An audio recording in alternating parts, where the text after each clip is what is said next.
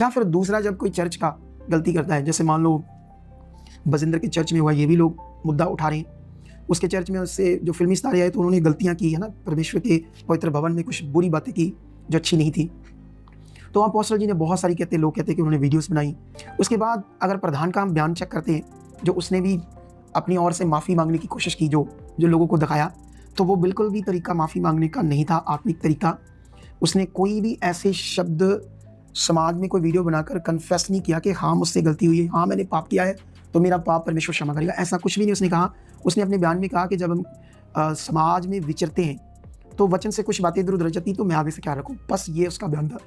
और अपोस्टल जी का क्या बयान था कि मैंने उसे जब कहा कि तूने भाई पाप किया है, तो अपोस्टल जी ने कहा वो घुटनों पर था और 10,000 उसकी आंखों में आंसू थे। अब ये बात उनका अपना बयान है अपोस्टल जी का। वैसे इनके पास मीडिया सेल बहुत तगड़ा है। मैं समझता हूँ अगर ऐसा प्रधान ने किया तो बहुत अच्छा होता कि वो इसकी कोई वीडियो वायरल करते जब वो घुटनों पर था, जब वो आंसुओं को बहा कर पश्चाताप कर रहा था। अगर कर देते ऐसी कोई वीडियो वायरल तो बहुत अच्छा होता, क्रिश्चियन समाज को बड़ा अच्छा लगता। लेकिन अफसोस ऐसी कोई वीडियो वायरल नहीं हुई। तो बहुत सारे लोग कहते ये तो पल्ला झाड़ दिया है अपोस्टल जी ने भी। और जब अपनी बारी आती है तो 2 मिनट में हम पल्ला झाड़ते हैं, तो ये आने वाले दिनों में क्रिश्चियन समाज के लिए अच्छे आसार नहीं है, अच्छे विषय नहीं है। क्योंकि वैसे मैं अपना एक ओपिनियन रखता हूँ, बहुत अच्छा होता अगर अपोस्टल जी ये कहते कि देखो इसने गुनाह किया है, इसने पाप किया है, तो अब इसका जो पाप है इसके लिए ये पश्चाताप करे, और इसका जो पश्चाताप है लोगों के सामने होना चाहिए क्योंकि इसने लोगों के सामने पाप किया है। अगर ये क्रिश्चियन समाज के लिए काम कर रहा है तो क्रिश्चियन समाज में हाँ कुछ चीज़ें अच्छी हो रही है इसके द्वारा, परमेश्वर से बरकत दे और भी बुद्धि और समझ दे कि कैसे मुझे और अच्छे से काम करना है। तो जैसे मान लो क्रिश्चियन समाज के लिए जो भी चीज़ें कर रहे हो, लेकिन क्या ये वचन हमें इजाज़त देता है कि हम उसका वचन, उसके कलाम को तोड़ दें? जैसे वो पंकज यर्मिया नाम का एक लड़का, वो कहता हमें किसी की ओपिनियन की ज़रूरत नहीं है, किसी के सर्टिफिकेट की ज़रूरत नहीं है। कल को भाई तू कह देगा हमें यीशु के भी सर्टिफिकेट की ज़रूरत नहीं है, हमें यीशु की। खामरा चर्च इतनी बड़ी चर्च है कि हर व्यक्ति की आंखें इसकी ओर लगी रहती हैं 24 घंटे, एक सीसीटीवी की तरह हमें देखते रहते हो। और बहुत से लोगों ने मुझे कहा कि आपने जब फलाने ने गलती की आपने ये कहा, आपने जब धमकाने ने गलती की आपने ये कहा, अब आपके प्रधान ने गलती की आपने कुछ क्यों नहीं कहा? मैं इसलिए कहता हूं अधूरा ज्ञान बड़ा खतरनाक ज्ञान है और मूर्खता का कोई इलाज नहीं है। इस चर्च का कोई भी प्रधान नहीं है, इस चर्च का प्रधान मैं हूं, आपको ये मालूम होना चाहिए। अगर कोई यूट्यूबर किसी को प्रधान लिखता है तो उसे, और दूसरा उसे मान रहा है, तो वो दूसरे मूर्ख की गलती है। आप चर्च की एक भी ऑफिशियल पोस्ट दिखाओ जहां पर लिखा हो कि कोई पॉलिटिकल आदमी चर्च का प्रधान है।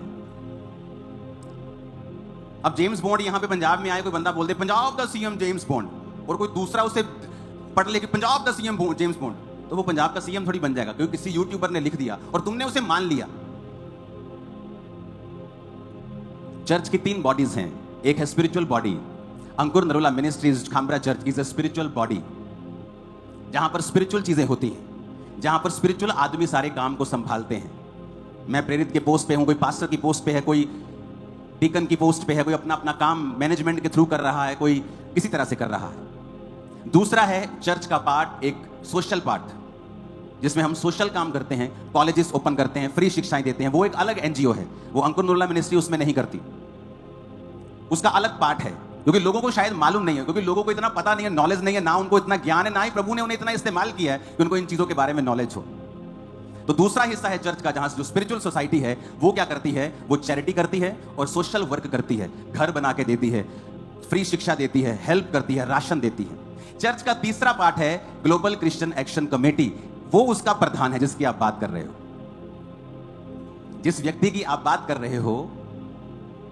एक पंजाब का बहुत बड़ा लीडर मेरे पास आया, क्योंकि लोग मिलने आते हैं, वेल पोजीशन लीडर जो अभी संसद में भी है राइट नाउ, और उसने कहा मेरे को अंदर आके कि आपका जो लड़का है ना गौरव, सबसे अच्छा काम कर रहा है ये पंजाब में। सुनो, ताली मत बजाना अभी, मैं इसको एमएलए की सीट ऑफर करता हूं, बहुत बड़ी पार्टी है, मेन पार्टी है पंजाब में। अगर ये आदमी लालची होता किसी पोस्ट का, तो मैं आपको बताता हूं ये सारी पोस्टें जो होती हैं, फलानी कमेटी का प्रधान, एंड में इनका रिजल्ट ये होता है कि इनको एमएलए या एमपी बनना होता है। समझ आ रही है मेरी बातें? एंड में ये रिजल्ट होता है, इसीलिए लोग इनका विरोध करते हैं कि कहते हैं ये चढ़ाई ना चढ़ जाए। तो मैंने इसको बुलाया और इसने कहा कि ये मुझे एमएलए की सीट ऑफर कर रहे हैं। मैंने कहा नहीं लेनी। कहना ठीक है पापा जी।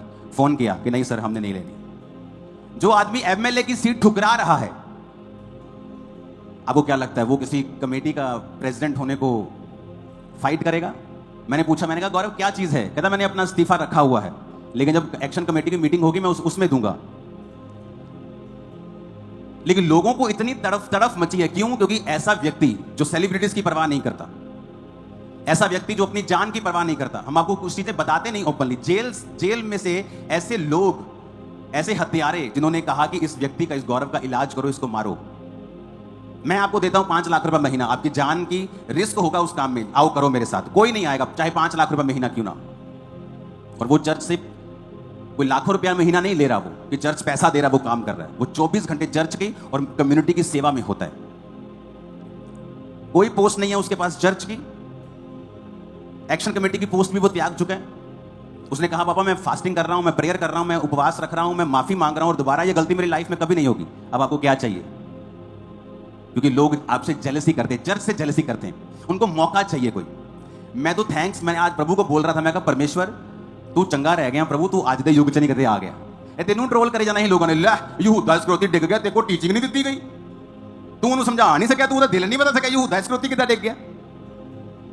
ਇਹਨਾਂ ਨੇ ਸ਼ੈਮੂਲ ਨੂੰ ਫੜ ਲੈਣਾ ਸੀ, ਲੈ ਸ਼ਾਉਲ ਕਿੱਦਾਂ ਡਿੱਗ ਗਿਆ, ਤੂੰ ਨਬੀ ਨਹੀਂ ਹੈਗਾ, ਸਹੀ ਤੂੰ ਸਹੀ ਸਿੱਖਿਆ ਨਹੀਂ ਦਿੱਤੀ। ਮੂਰਖੋ, ਪਾਸਟਰ ਕਹਿ ਸਕਦਾ ਦਾਰੂ ਨਾ ਪੀਓ, ਤੁਹਾਡੇ ਘਰਾਂ 'ਚ ਵੜ ਕੇ ਉਹਨੇ ਤੁਹਾਡੀਆਂ ਬੋਤਲਾਂ ਥੋੜੀ ਫੜ ਲੈਣੀਆਂ। ਹੁਣ ਤੁਹਾਡੇ ਘਰਾਂ 'ਚ ਵੜ ਕੇ ਤੁਹਾਡੇ ਹੁਣ ਅੰਗ ਥੋੜੀ ਫੜ ਲੈਣੇ ਉਹਨੇ ਕਿ ਬੇਬੀਚਾਰ ਨਾ ਕਰੋ, ਵੀ ਇੱਧਰ ਆ ਜਾ, ਵੀ ਤੇਰੇ ਹੱਥ ਫੜ ਕੇ ਤੈਨੂੰ ਮੈਂ ਬਾਹਰ ਲੈ ਜਾਣਾ, ਹੁਣ ਤੈਨੂੰ ਤੇਰੇ ਪੈਰਾਂ ਨੂੰ ਬੰਨ ਦੇਣਾ, ਤੈਨੂੰ ਅੰਗ ਫੜ ਲੈਣੇ, ਤੈਨੂੰ ਜਾਣ ਹੀ ਨਹੀਂ ਦੇਣਾ ਮੈਂ ਉੱਥੇ। ਪਾਸਟਰ ਨੇ ਪ੍ਰੀਚ ਕਰਨਾ। ਜੇ ਕੋਈ ਗਲਤੀ ਕਰੇਗਾ, ਜੇ ਉਹਨੇ ਗਲਤੀ ਕੀਤੀ ਤੇ ਉਹਦੀ ਸਜ਼ਾ ਉਹਨੂੰ ਮਿਲੀ ਹੈ, ਉਹਦੀ ਬੇਇੱਜ਼ਤੀ ਹੋਈ ਹੈ, ਲੋਕਾਂ 'ਚ ਉਹਦੀ ਇਨਸਲਟ ਹੋਈ ਹੈ, ਉਹਨੂੰ ਕੋਈ ਖਤਮ ਨਹੀਂ ਕਰ ਸਕਦਾ। ਜੇ ਦਾਊਦ ਨੇ ਗਲਤੀ ਕੀਤੀ, ਉਹਦੀ ਇਨਸਲਟ ਹੋਈ, ਉਹਨੇ ਆਪਣੇ ਆਪ ਆਪਣਾ ਅਸਤੀਫਾ ਤਿਆਰ ਕੀਤਾ। ਖਾਮਰਾ ਚਰਚ ਵਿੱਚ ਉਹਦੀ ਕੋਈ ਪੋਜੀਸ਼ਨ ਨਹੀਂ ਹੈ, ਉਹ ਮੇਰਾ ਸਪਿਰਿਚੁਅਲ ਸਨ ਹੈ, ਮੈਂ ਉਹਨੂੰ ਸਪਿਰਿਚੁਅਲ ਸਨ ਦੇ ਤੌਰ ਤੇ ਦੇਖਦਾ, ਜਿਹਨੇ ਪੰਜਾਬ 'ਚ ਐਕਸਲੈਂਟ ਕੰਮ ਕੀਤਾ ਔਰ ਅੱਜ ਵੀ ਐਕਸਲੈਂਟ ਨੰਬਰ 1 ਤੇ ਕੰਮ ਕਰ ਰਿਹਾ। ਉਹਨੇ ਮਿਸਟੇਕ ਕੀਤੀ, ਹਾਂ ਕੀਤੀ, ਉਹਦੀ ਸਜ਼ਾ ਉਹਨੂੰ ਮਿਲੀ, ਹਾਂ ਮਿਲੀ, ਪ੍ਰਭੂ ਨੇ ਮੈਨੂੰ ਸਜ਼ਾ ਦਿੱਤੀ ਹੋਏਗੀ। ਉਹਦੀ ਇਨਸਲਟ ਹੋਈ, ਉਹਨੂੰ ਕਿੰਨੀ ਬੇਚੈਨੀ ਫੀਲ ਹੋਈ ਹੋਏਗੀ, ਕਿਉਂਕਿ ਮਾਫੀ ਮੰਗਣ ਤੋਂ ਬਾਅਦ ਵੀ ਜਿਹੜਾ ਪਾਪ ਦਾ ਕੌਨਸੀਕੁਐਂਸ ਹੈ ਤੁਹਾਡੀ ਲਾਈਫ 'ਚ ਖਤਮ ਨਹੀਂ ਹੁੰਦਾ ਕਦੀ ਵੀ। ਤੁਸੀਂ ਵਿਚਾਰ ਕੀਤਾ, ਮਾਫੀ ਮੰਗੀ, ਮਾਫੀ ਮਿਲ ਜੂਗੀ, ਲੇਕਿਨ ਉਹਦਾ ਅਸਰ ਤੁਹਾਡੀ ਜ਼ਿੰਦਗੀ ਤੇ ਰਹੂਗਾ। लेकिन लोगों को बहाना चाहिए सिर्फ, क्योंकि वो आपको, आपकी ग्रेस को, ਤੁਹਾਡੇ ਜਿਹੜੇ ਕੀਤੇ ਕੰਮ ਆ ਉਹਦੀ ਬਰਾਬਰੀ ਨਹੀਂ ਕਰ ਸਕਦੇ ਹੋ। ਅੱਜ ਮੈਂ ਖੜ ਕੇ ਪ੍ਰਚਾਰ ਕਰ ਰਿਹਾ, ਸਾਰਿਆਂ ਨੇ ਖੜੇ ਹੋ ਜਾਣਾ, ਮੈਂ ਕੁਰਸੀ ਤੇ ਬਹਿ ਗਿਆ, ਸਾਰਿਆਂ ਨੇ ਕੁਰਸੀ ਤੇ ਬਹਿ ਜਾਣਾ। ਜੇ ਮੈਂ ਇੱਕ ਲੱਤ ਤੇ ਪ੍ਰਚਾਰ ਕਰਨਾ ਸ਼ੁਰੂ ਕਰਤਾ, ਸਾਰਿਆਂ ਨੇ ਇੱਕ ਲੱਤ ਤੇ ਕਰਨਾ ਸ਼ੁਰੂ ਕਰ ਦੇਣਾ। ਹਾਂ, ਆਪਣਾ ਦਿਮਾਗ ਸਿਰਫ ਜੋ ਇੰਟਰਨੈਟ ਤੋਂ ਸੁਣਿਆ, ਜੋ ਕਾਪੀ ਕੀਤੀ ਔਰ ਉਹਨੂੰ ਬੋਲਣਾ ਸ਼ੁਰੂ ਕਰ ਦਿੱਤਾ। ਇੱਕ ਐਸਾ ਆਦਮੀ ਜਿਹੜਾ ਸੈਲਫਲੈਸ ਹੋ ਕੇ, ਜਦੋਂ ਕੋਈ ਇੰਨੀ ਵੱਡੀ ਪੋਸਟ ਤੇ ਜਾਂ ਕਿਸੇ ਵੱਡੀ ਚਰਚ ਦੇ ਵਿੱਚ ਇੰਨੇ ਵੱਡੇ ਅਹੁਦੇ ਤੇ ਹੁੰਦਾ, ਉਹ ਕਰੋੜਾਂ ਰੁਪਇਆ ਕਮਾ ਸਕਦਾ। ਉਹ ਇੱਕ ਪੋਲੀਟੀਸ਼ੀਅਨ ਨਾਲ ਮਿਲਵਾਉਣ ਦੇ ਲਈ ਉਹ ਲੱਖਾਂ ਰੁਪਇਆ ਲੈ ਸਕਦਾ ਪੋਲੀਟੀਸ਼ੀਅਨ ਦੇ ਕੋਲ, ਬਿਨਾਂ ਚਰਚ ਨੂੰ ਦੱਸੇ।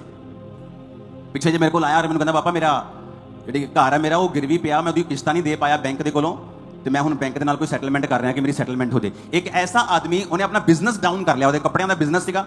ਉਹ ਜਦੋਂ ਉਹਨੇ ਕੰਮ ਤੇ ਜਾਣਾ, ਚਰਚ ਤੋਂ ਫੋਨ ਆ ਜਾਣਾ, ਭਾਜੀ ਜਾਈਓ ਉੱਥੇ ਥਾਣੇ 'ਚ ਗੱਲ ਕਰਨੀ, ਭਾਜੀ ਜਾਈਓ ਐਸਐਸਪੀ ਕੋਲ ਗੱਲ ਕਰਨੀ, ਭਾਜੀ ਜਾਈਓ ਕਰੂਸੇਡ ਦੀ ਬੁਕਿੰਗ ਕਰਨੀ, ਭਾਜੀ ਜਾਈਓ ਕਰੂਸੇਡ ਦਾ ਉੱਥੇ ਪੰਗਾ ਪੈ ਗਿਆ, ਭਾਜੀ ਜਾਈਓ ਉਹ ਕੰਮ ਹੋ ਗਿਆ। ਉਹਨੇ ਆਪਣਾ ਕੰਮ ਛੱਡ ਕੇ ਕੰਮ ਕਰਨੇ ਸ਼ੁਰੂ ਕਰਤੇ, ਕੰਮ ਉਹਦਾ ਖਤਮ ਹੋ ਗਿਆ, ਉਹਨੇ ਵਾਈਫ ਨੂੰ ਬਿਠਾਇਆ, ਚੱਲਿਆ ਨਹੀਂ, ਕੰਮ ਡਾਊਨ ਹੋ ਗਿਆ। ਇੱਕ ਐਸਾ ਆਦਮੀ ਜਿਹਨੇ ਆਪਣਾ ਬਿਜ਼ਨਸ ਛੱਡ ਦਿੱਤਾ, ਆਪਣੀ ਜਾਨ ਦੀ ਪਰਵਾਹ ਨਹੀਂ ਕੀਤੀ, ਉਹਨੂੰ ਟਰੋਲ ਕਰਨ ਦਾ ਮਤਲਬ ਹੈ ਤੁਸੀਂ ਸ਼ਰਾਪ ਲੈ ਰਹੇ ਹੋ ਆਪਣੇ ਉੱਪਰ। ਔਰ ਇੱਕ ਮਿਸਟੇਕ ਉਹਦੇ ਕੋਲ ਹੋਈ, ਹਾਂ 100% ਹੋਈ, ਛੋਟੀ ਹੋਈ ਨਹੀਂ, ਬਹੁਤ ਵੱਡੀ ਹੋਈ, ਉਹਦਾ ਅਸਰ ਹੋਊਗਾ, 100% ਹੋਊਗਾ, ਉਹਦੀ ਇਨਸਲਟ ਹੋਊਗੀ, ਉਹਦੀ ਹੋਊਗੀ, ਲੇਕਿਨ ਇਹ ਵੀ ਗੱਲ ਯਾਦ ਰੱਖਿਓ, ਉਹ ਫਿਰ ਤੋਂ ਉੱਪਰ ਆਊਗਾ ਔਰ ਜ਼ਿਆਦਾ ਉੱਪਰ ਆਊਗਾ। ਮੈਂ ਐਜ਼ ਅ ਸਪਿਰਿਚੁਅਲ ਫਾਦਰ ਕਿਸੇ ਨੂੰ ਕਿਵੇਂ ਛੱਡਦਾ ਜੇ ਬੰਦਾ ਪਛਤਾਪ ਕਰੇ ਤਾਂ, ਔਰ ਉਹਨੂੰ ਲੋਕਾਂ ਸਾਹਮਣੇ ਰੋਣ ਦੀ ਲੋੜ ਨਹੀਂ, ਔਰ ਰੱਬ ਸਾਹਮਣੇ ਰੋਵੇ, ਆਪਣੇ ਮੇਰੇ ਸਾਹਮਣੇ ਵੀ ਰੋਣ ਦੀ ਲੋੜ ਨਹੀਂ। ਕਿਉਂਕਿ ਪੁਰਾਣਾ ਨਿਯਮ ਥੋੜੀ ਹੈ ਕਿ ਯਾਜਕ ਦੇ ਸਾਹਮਣੇ ਜਾ ਕੇ ਮਾਫੀਆਂ ਮੰਗਣੀਆਂ। ਬਾਹਰ ਆਓ ਪੁਰਾਣੇ ਨਿਯਮ ਤੋਂ, ਤੁਸੀਂ ਰੂਮ ਦੇ ਵਿੱਚ ਜਾਓ, ਪਾਪ ਕੀਤਾ ਜਾਓ, ਮਾਫੀ ਮੰਗੋ ਰੱਬ ਦੇ ਕੋਲੋਂ, ਤੁਹਾਨੂੰ ਕਿਸੇ ਕੋਲ ਮਾਫੀ ਮੰਗਣ ਦੀ ਲੋੜ ਨਹੀਂ।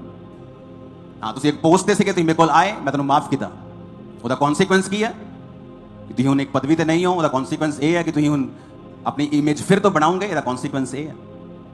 ਲੇਕਿਨ ਅੱਜ ਤੁਸੀਂ ਲੋਕਾਂ ਨੂੰ ਚੈੱਕ ਕਰੋ, ਜਿਨ੍ਹਾਂ ਨੂੰ ਪਤਾ ਕਿ ਮਸੀਹ ਕੌਮ ਲਈ ਕੰਮ ਕਰਨ ਵਾਲੇ ਬੰਦੇ ਨੂੰ ਕਿੱਦਾਂ ਉਹਨਾਂ ਨੇ ਬਦਨਾਮ ਕਰਨ ਦੀ ਕੋਸ਼ਿਸ਼ ਕੀਤੀ। ਅਗਰ ਉਹਦੀ ਮਿਸਟੇਕ ਸੀ, ਉਹ ਫੋਨ ਕਰਦੇ ਕਿ ਗੌਰਵ ਤੇਰੇ ਕੋਲ ਮਿਸਟੇਕ ਹੋਈ, ਉਹ ਕਹਿੰਦਾ ਹਾਂ ਮੇਰੇ ਕੋਲ ਹੋਈ, ਮੈਂ ਮਾਫੀ ਮੰਗਦਾ, ਨੈਕਸਟ ਟਾਈਮ ਕਰੇਗਾ, ਕਦੀ ਨਹੀਂ ਕਰਾਂ।